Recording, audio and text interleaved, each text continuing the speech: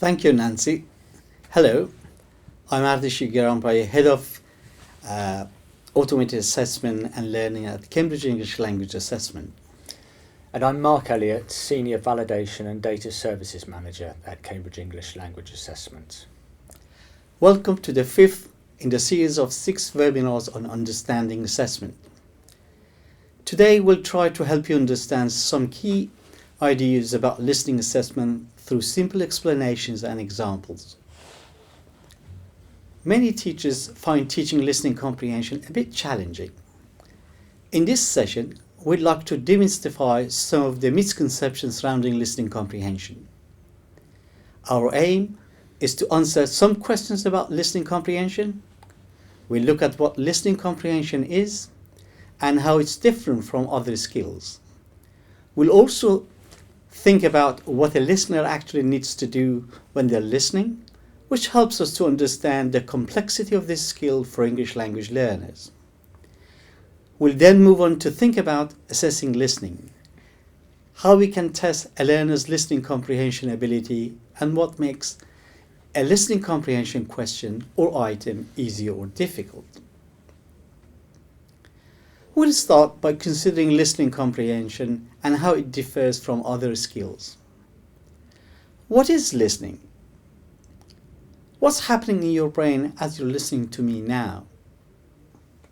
There are 2 important questions for us to consider as we explore this.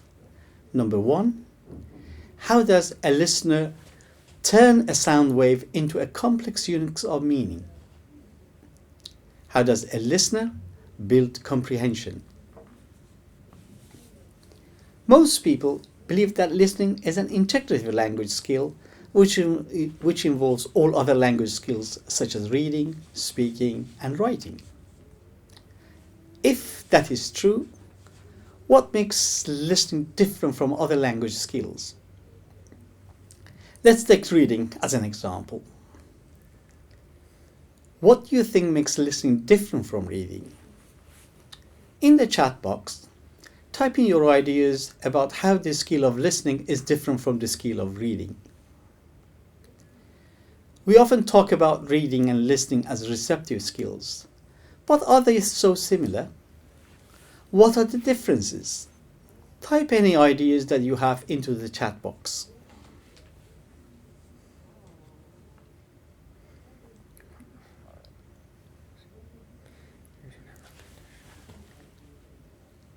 Very interesting ideas, transient, abstract, going back, complex. Thank you. Those are very interesting ideas.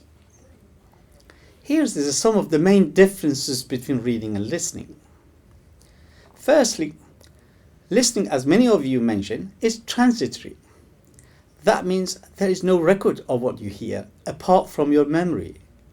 The listener has to heavily rely on their memory for comprehension. Secondly, listening happens in real time. The listener has to store a lot of information while analyzing what has been said in order to create an understanding of the utterance. They also need to carry forward information in their mind while they process new information so they can build up a full comprehension. Thirdly, the listener has no control over the rate at which the speech is delivered.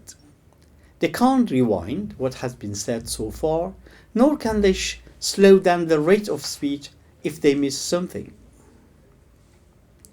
Another difference is that there's a lot of variability in the speech.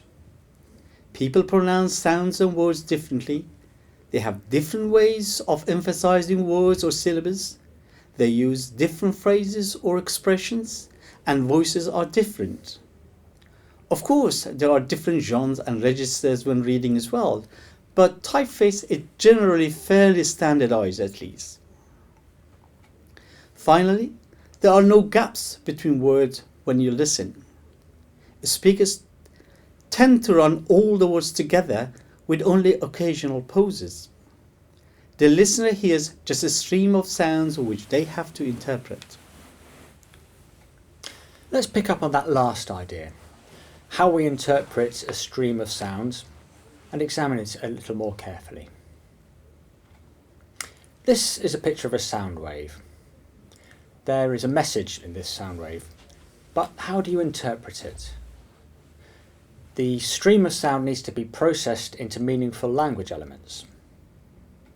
First, your brain identifies phonemes and syllables, which are the building blocks of meaning. Then, the listener turns the sounds into meaningful language elements. The listener uses various decoding methods to give meaning to the sounds they have heard. In this case, the sound wave is "the sun is rising." Let's look at the process of decoding. What is decoding? Decoding is perhaps the most important part of the listening process. When decoding, the listener not only translates the input into the sounds of the language, but they also search for words which match or nearly match these sounds. This leads to an output, a comprehensible string of words which have meaning as a whole group. This idea of the meaning of the whole output is very important. Let's think about that a bit further. I'm going to give you an English word which has several meanings. Before I say the word, I'm going to set up the activity. When I say the word, I want you to focus on the first meaning that comes into your head. You'll be voting in a minute. Okay, are you ready? Just the first meaning you think of. Here's the word, right. Right. Now, choose the answer on the poll that is closest to the first meaning you thought of. Did you think A, write a letter, or B, a right turn, or did you think C, the right answer? Choose A, B or C in the poll now. Did you think A, write a letter, B, right turn, or C, right answer? Vote using the poll buttons now.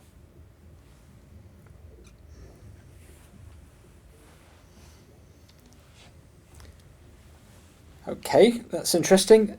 Most people chose C, the right answer. Maybe that's because you're all teachers. Of course, there are more than just three meanings, and there is no right answer to this question.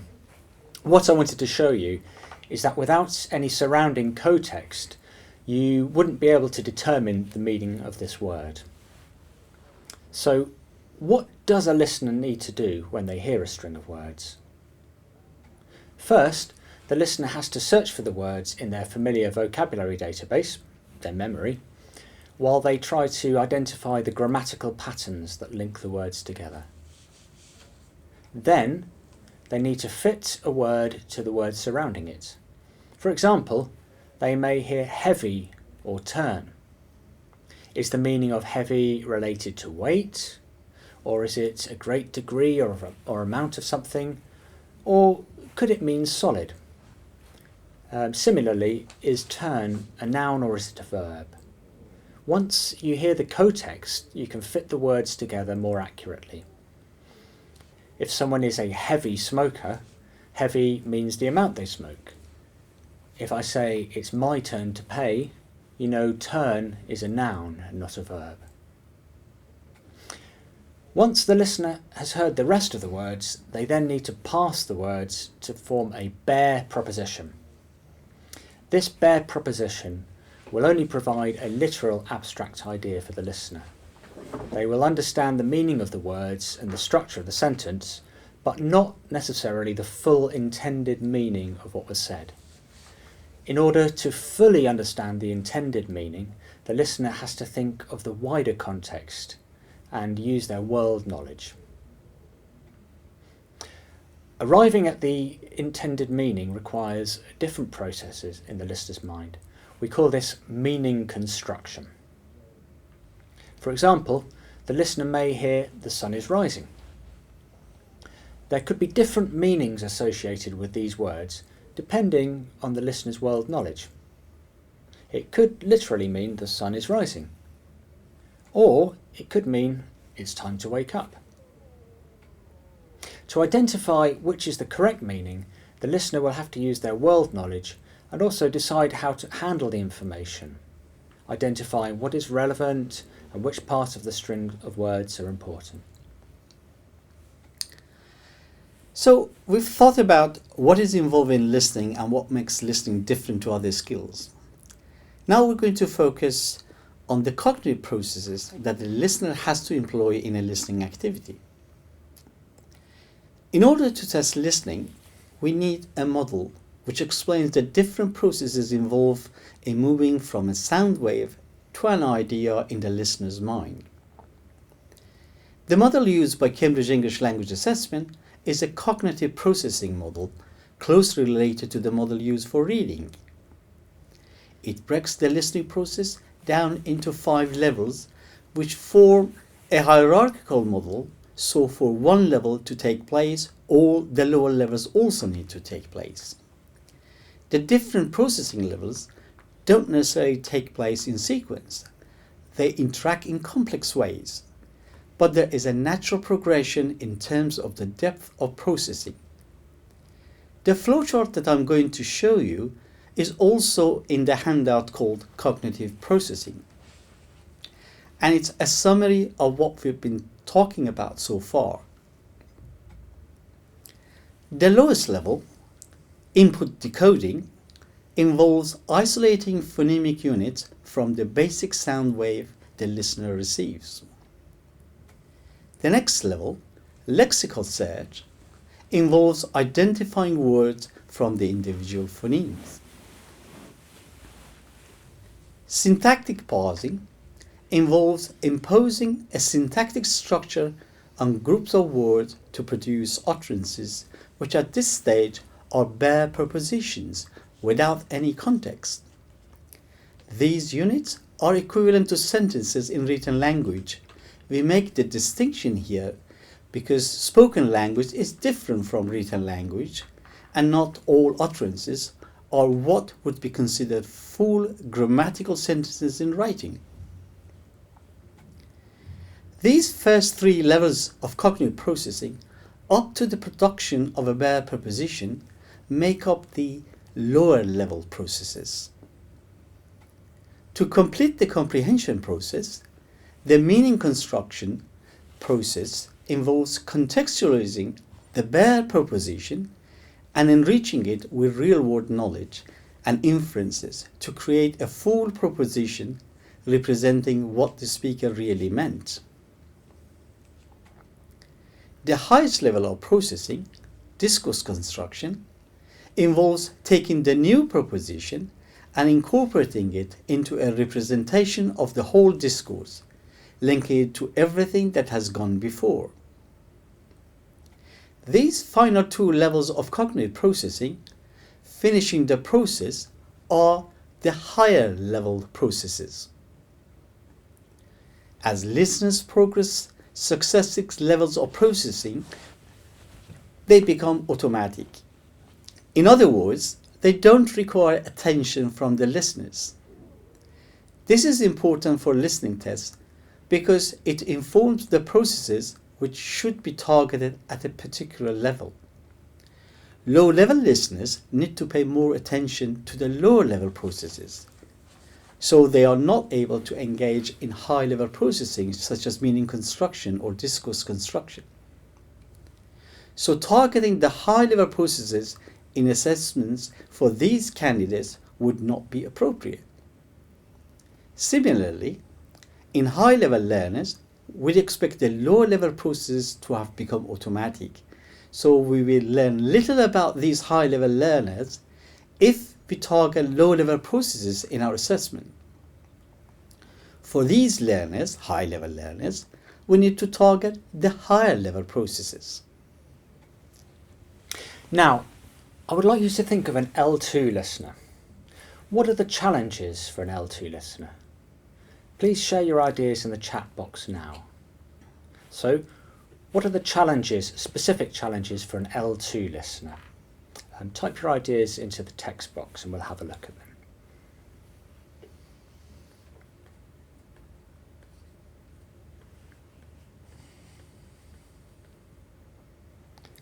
So we've got accents from Sonia, word linking, connected speech, reading between the lines. They're going a bit too fast for me to keep up with now. So anyway, that's very interesting. We can see references to limited vocabulary, lack of automaticity, limited grammar, syntax, word order. And many of these are related to decoding and parsing, which we described earlier. We can think about this by returning to the levels of cognitive processing when we listen. If we think about the lower level processes, decoding and parsing, you can see that there are additional complexity and challenges for L2 learners. To start, they may only have approximate phonological values and may not recognise sounds accurately.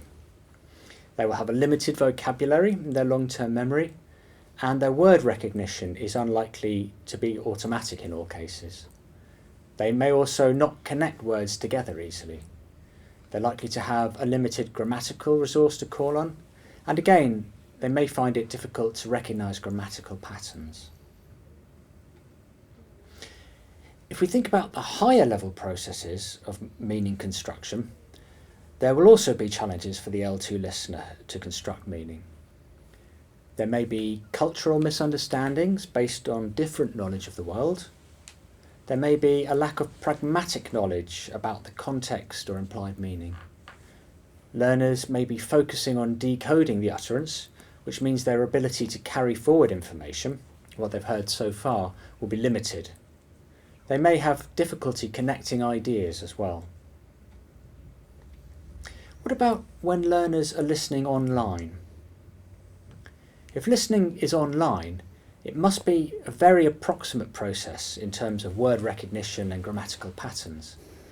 The listener has to keep forming and revising hypotheses about what's been heard. This applies as much to an L1 listener as to an L2 listener, but the difference is that the L2 listener is less sure about the evidence on which to base their hypotheses and finds it less easy to form more than one hypothesis in their mind and to abandon one hypothesis for another. Okay, let's now move to a different topic, the reference to the CFR. The Common European Framework of Reference for Languages, the CFR, has detailed descriptors of listening performance at 6 levels. You can also see this on the table on the handout called Listening and the CFR. There are descriptors relating to understanding conversation between native speakers, listening as a member of a live audience, listening to announcements and instructions, and listening to audio media and recordings. We don't have time to look at all of these now, but there are the descriptors for overall listening comprehension. They start at A1 with being able to recognize familiar words and basic phrases in slow and clear speech, which is the decoding and parsing we looked at earlier. By C2, learners are expected to be able to understand, basically anything. This requires the construction of meaning and discourse, those higher level processes we've explored. The content of Cambridge English listening test is closely linked to the appropriate CFR descriptors for the level each test is targeted at. Let's move on now to think about how a listening test question or item can be made more easy or more difficult. What are the factors that affect the level and difficulty of a question? So what do you think? What are some of the factors that can make a listening test item easy or difficult? Again, type your ideas into the chat box now. So what can make a listening test item easy or difficult? Just type your ideas into the box now. We've got subject or topic, distractors, speed, length, diction, with pictures, context, and again, I can't read fast enough now to keep up. So some great ideas there. Here are some of the factors we thought of. It's far from an exhaustive list, but some of the key factors. So many contextual factors can affect the difficulty of a listening task. Here we're talking about factors relating to the test and the recording other than the cognitive processing required and the working memory load imposed. Let's have a look at a few of these. The most obvious of these factors include the complexity of the language, the types of grammatical structures used, the vocabulary, and the organisational features. These naturally need to be appropriate for the level of the listener. That isn't the only important factor though. The type of content knowledge which the listener is assumed to have affects difficulty too. We need to consider this carefully when selecting recordings. A recording which assumes knowledge of an academic subject, for example, may be fine for a university entrance test, but it might be unfair in a general English test, because some candidates will be advantaged based on their world knowledge, which is not what's being tested. Another important consideration is the nature of the information in the recording. Abstract information is more difficult to process than concrete information, so is more suitable to higher level tests. Let's have a look at what the CEFR has to say about this particular point.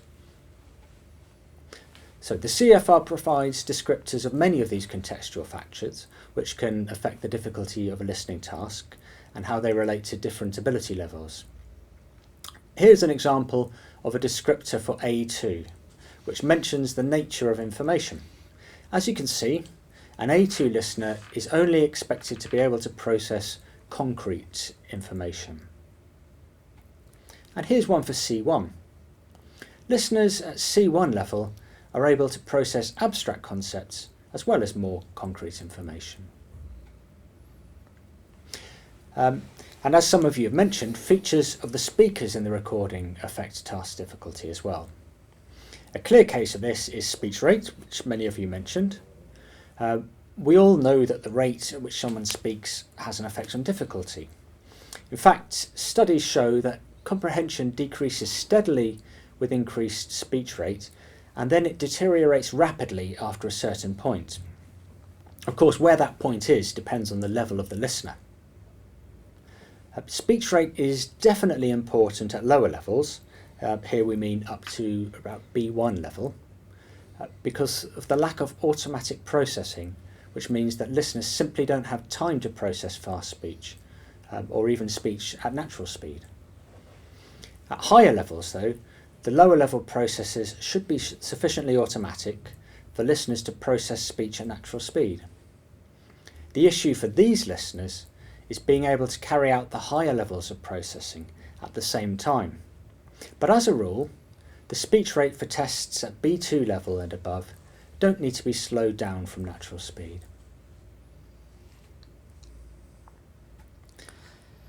Well, another thing which affects listening difficulty is to do with accents. The question of accents in listening tests always provokes a lively discussion. I've seen a lot of you mentioning that here. Before we discuss this, here is a question for you. Should a listening test include a variety of accents? Should a listening test include a variety of accents? What do you think? Vote yes or no. Interesting, lots of people are saying yes. Now, let's think about the advantages and disadvantages of doing this. Let's consider some of the theoretical issues in play here. We'll look at the disadvantage of including a variety of accents first. Firstly, language learners have more exposure to some accents than others. This is particularly true for learners who are living in their home countries. Taking British English as an example, would expect learners to be much more likely to have experience of listening to accents similar to what is called received pronunciation or RP than of regional accents like those spoken in Devon, Newcastle or Glasgow. This doesn't mean that RP is in any way better than those accents or even that it's easier to understand. It's just a question of what the listener is used to hearing. This means that including a wide variety of accents, which candidates may not have experienced, can introduce a chance factor to the test. If one test version includes an accent they happen to be familiar with and another includes one they've never heard, this could affect the difficulty of the two test versions for that particular candidate, which could be unfair and may reduce the reliability of the test. So, restricting accents to ones the candidates are likely to be familiar with reduces the element of random chance and can make tests more consistent and reliable. Secondly, our model of listening covers a lot more than input decoding. So placing too much emphasis on the one process by using a variety of accents can also reduce the validity of the test. But what could the advantages be of including a variety of accents? Well, if tests contain a variety of accents, firstly, publishers are likely to reflect this in their preparation material, which could result in candidates experiencing a more representative range of accents. I think somebody mentioned that not everyone speaks like Downton Abbey, which is very true. And in this, for learners who don't interact with native speakers, of course, this can be very helpful. If a test is specifically designed for characters who are going to certain regions, for example, and need to understand people straight away, it could make sense for tests to reflect this. The tests would predict the candidate's performance better. In other words, there are no hard and fast rules. As with all aspects of testing, decisions need to be made based on the level of the test, the target population, and the purpose of the test. We're now going to look at some examples of items from Cambridge English listening tests at two different levels. While we're working through these items, we're going to consider these two overarching questions. Question 1. What cognitive processes do the following tasks require? And question number 2. What makes them easy or difficult? You're going to listen to the recordings and complete the tasks just as a candidate would. The tasks are all in your handout. See example item 1 and 2. So you can look at them there if you prefer. Let's look at the first task. You'll find this task on your handout, example item 1. Take a few seconds to read the item and look at the questions underneath.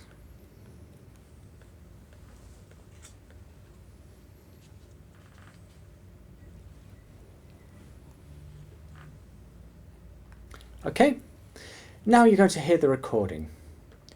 Use the voting buttons to answer the item. What time will they leave home? And also think about the other questions, and we'll discuss them after listening to the clip. What time will they leave home?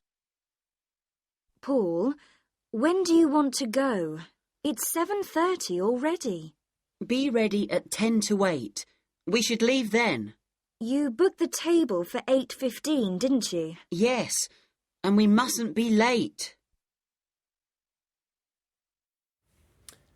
Right, so the correct answer to the item, what time will they leave home, is B, 10 to 8, which, pleased to say, most of you got right. What about the answer to the 4 questions?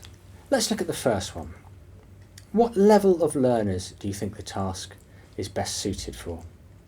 Do you think it's A1, A2 or B1? Vote now using the poll. So, is it suited to A1, A2 or B1? The poll button should be there now.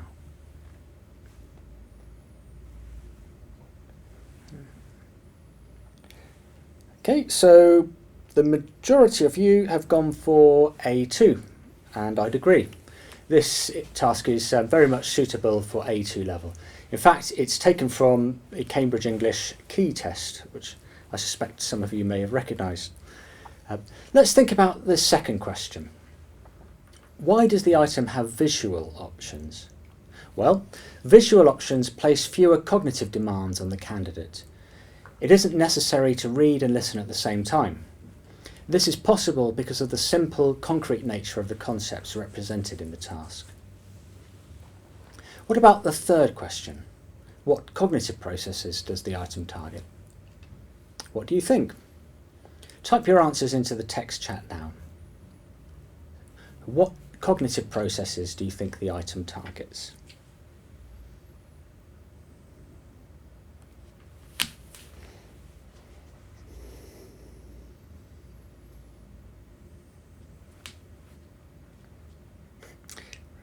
Reading the clock. You're putting the wrong answers.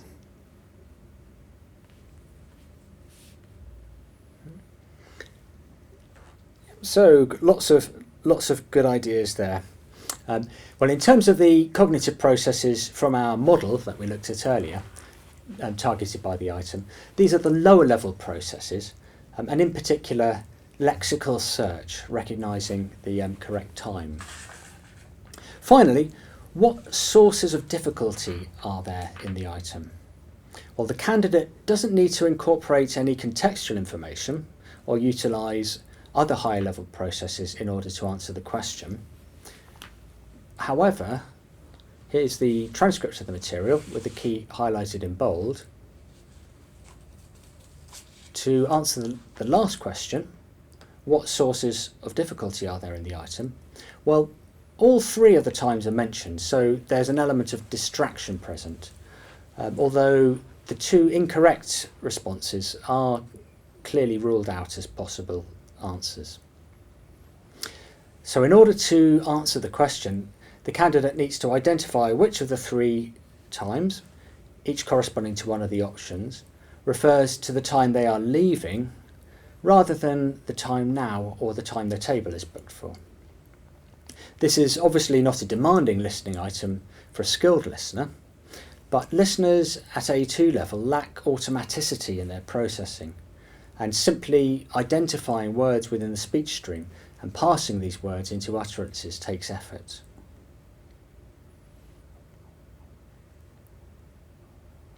Now, let's look at the second task. You'll find this on your handout, example task 2, example item 2 rather. So take a few seconds to read the task and the accompanying questions.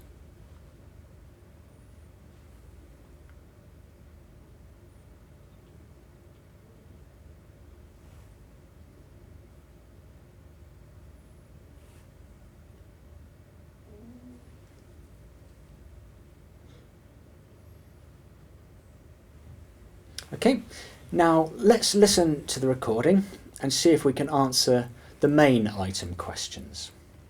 In this city, we're all very proud of our castle, but how many of us can say, hand on heart, we've been round its museum? Well, yesterday we sent our reporter, Toby Beasley, to the Castle Museum to see what it's like. At the entrance, you're greeted by a notice describing it as the largest, most comprehensive city museum in the world. But many of its galleries are still very traditional, with exhibits in glass cases. They quite deliberately avoid technological gadgetry in terms of CD-ROMs and holograms, etc., because we're told that wouldn't fit the dignity of the castle. Apparently, no one's saying that those things are in themselves undignified, but rather that they don't sit very comfortably in what's also a historical building. So this is a must for people who love the rather dusty quiet of the conventional exhibition, with plenty of notices in a range of small print to peer at. Thanks to Toby for that. And now here's Sophie to tell us about the weekly farmers' market. So what are the answers to the main task? Let's take question 3 first. Is it A, B or C? Vote now using the poll. So is it A, B or C for question 3? So we can see about 3/4 of you are going for option A. They are unwilling to do so, and that in fact is the correct answer.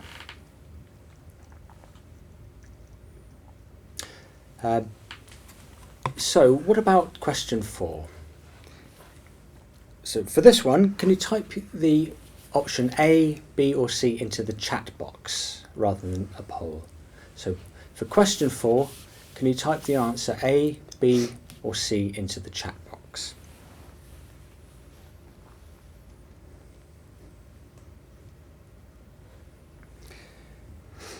Okay, so the majority of you are going for B, it seems, and again that is the correct response, a traditional approach. Now let's think about the level of this task. It's clearly a lot more challenging than the A2 task we've just looked at. So what level would you say this is? Is it B1, B2, C1 or C2? Vote now using the poll. So the options are B1, B2, C1 or C2. And we've got a poll for this one.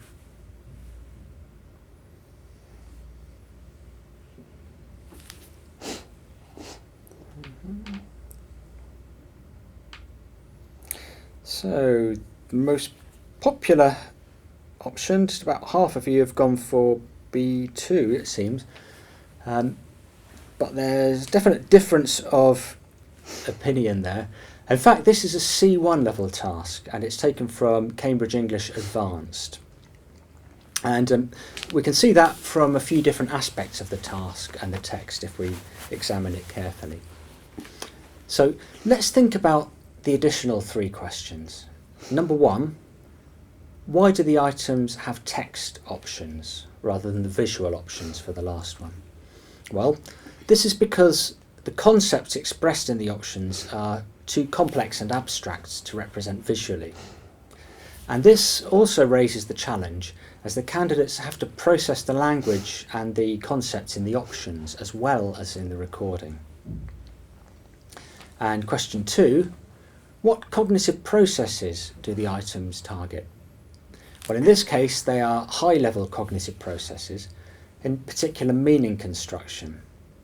There are various contextual clues in the recording, particularly for the second item. And what are the sources of difficulty? Well, apart from the complex and abstract language, the different options are not necessarily all mentioned in the recording. In fact, they are not mentioned directly at all. However, they are all more or less plausible interpretations of meaning. And in order to answer the question, the candidate needs to draw inferences from the language used and construct meaning beyond the bare proposition. This is a challenging listening task, even for skilled listeners at the target C1 level. Clearly, a listener at A2 level would struggle to process the recording at a basic level, let alone manage to engage in the higher level cognitive processes the items demand. And here's the transcript of the recording. Again, the keys to the 2 items are highlighted in bold. You can find this transcript and the one for the first task on the handout, Example Task Transcripts. The item fits closely with the CEFR descriptors for listening at C1 level, which state that a C1 listener can easily follow complex interactions between third parties in group discussion and debate, even on abstract, complex, unfamiliar topics. So, let's summarise what we've looked at today. Firstly, we discussed what listening actually involves. Listening is the process of turning sound waves into language, then turning that language into meaning, a set of connected ideas and concepts in the listener's mind. Listening poses particular problems for learners because it makes heavy demands of their working memory compared to reading. Processing takes place online and the listener has little control over the input. Listening can be broken down into a set of interacting cognitive processes. As learners progress, their processing of successive levels becomes more efficient and finally automatic, meaning that it does not take up working memory resources. We also considered how we can test listening. Listening tests need to elicit cognitive processes appropriate to the target level of the test. There is a match point focusing on the processes which are fully automatic, or those processes within the learner which they can't fully engage in.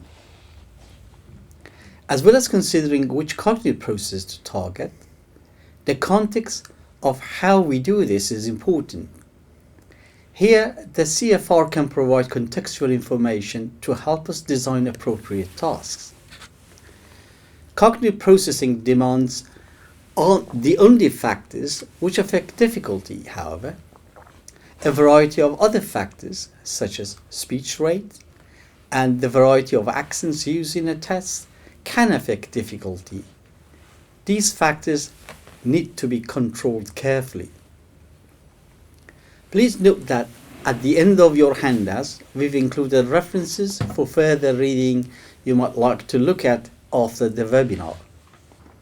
I'm now going to hand over to Nancy, who will tell you about the teacher support provided by Cambridge English Language Assessment. After that, Mark and I will be happy to answer your questions, so please send in any questions you have now.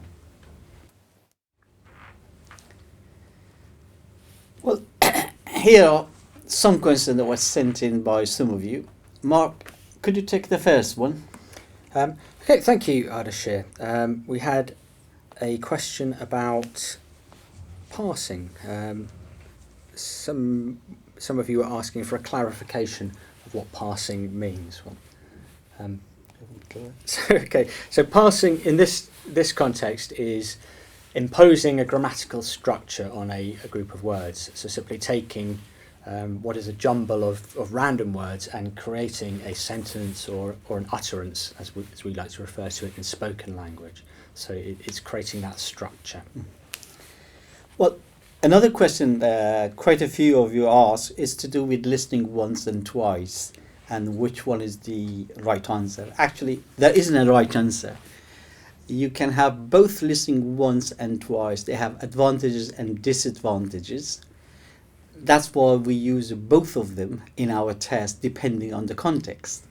Now, we talked about the transitory and memory load. So in a lot of cases, particularly on lower level learners, you want to make the information redundant because it would be too much load for the candidates. So one option is to play the input twice. When you do that, you reduce the memory load for those learners. If you're targeting, however, high-level learners, you don't want to repeat it twice, and you go for once. But there are also techniques between the two, depending on what you want to achieve. Sometimes, if you have listening once, because of the test's practical consideration of the total time, one of the things you may do, it's not necessary to do, but you may do, is to make the information redundant. So that's a technique to play twice, but actually it's playing once. What you're doing, you're providing more information, so you kind of reduce the work memory load. But in general, both of them are appropriate depending on your context, as I suggested earlier. For lower level, it's best if you had it twice. For higher level, you can have twice or once. Okay, and another theme that's coming up between for many of you is the progression from B1 to B2 and the differences between the two. And it's quite telling that a lot of you have picked up on that, because that marks a clear threshold in listening progression. Because it's only really when listeners reach B2 level that they have full automaticity or nearly full automaticity of the lower levels processing, so they can engage fully in the meaning construction at the higher level processes. The B1 level, they can do it to an extent, but a lot of their working memory resources taken up on simply keeping up with the speech and parsing it and producing bare propositions. So the key distinction there is between being able to listen and produce an utterance and know what has been said, and starting to be able to infer what was actually meant and what the intentions of the speaker were, bringing the contextual factors in, like world knowledge and the discourse to date and various other, and the knowledge of the speaker and what their personality is like and so on. So these factors sort of mark a clear distinction between those two levels. And it's when people say, how can I get people to go from B1 to B2? Well, the key thing is for them to practice a lot of listening, to be honest, to get those lower level processes to a sufficiently automatic state. Because without that, no amount of practice at meaning construction will achieve much, because they simply won't have the working memory resources free to be able to do it. So they have to master the lower level processes first. Well, I have the question for Marta. The question is, how can we encourage students to practice more listening outside the classroom? It might have been a difficult task to do in the past, but nowadays with access to social media, particularly to things like YouTube, it's much easier. The best way is to make it a non-task, non-classroom task. Give them an exercise to go and find something in the social world. So that's where the students are better equipped. They have all sorts of reasons to go to YouTube, and the assignment for them is to go and find out information about something, and that allows them to listen and watch a lot of videos. And videos, of course, all of them got sounds in them. So that's one of the things I would suggest, that, focus on social media and find a task for them to go and find. Okay, just looking for... we've got more questions about accents. So as we said, it's a controversial topic, and people picking up on the idea of standard English accents. Perhaps it's worth clarifying here. In written English, there is such a thing as standard English linguistically. In spoken English, it refers to a lexicogrammatical concept, so standard vocabulary and standard grammar. It does not refer to a standard accent, so it's not correct to say that somebody who doesn't speak BBC-style English is not speaking standard English. I think that's quite an important point, and I think people who speak with other accents would back me up on that one quite strongly as well. Well, I got a question from Margaret. It says that in Paragon, where I teach, the students do have problems with the clock. Apparently, I heard that question from someone else as well. Now, they said that they can't identify clock. That's an important thing that we raised earlier on. When you're designing your items, you have to think about the cultural issues. Certain pictures and signs have different meanings to people.